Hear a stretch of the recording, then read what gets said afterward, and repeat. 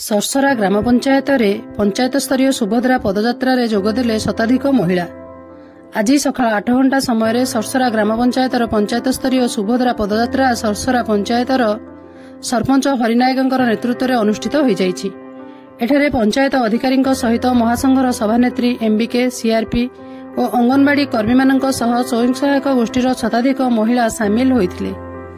प्रथमे ग्रामर बाबा बैद्यनाथ मंदिर पाखर विराट पटुआर शोभायात्रा आरंभ करी माँ माने हाथ में लिफलेट धरी स्लोगान दे ग्राम परिक्रमा करी पंचायत कार्यालय रे पहुंचीथिले। परे पंचायत कार्यालय सभागृह रे समस्त माँ मानकु नै एक बैठक अनुष्ठित होइथिला। सेठारे प्रत्येक माँ माने किपरि सुभद्रा योजना रे सामिल होई परिबे एने माँ मानकु सचेतन कराउथिबार देखिबाकू मिलिछि।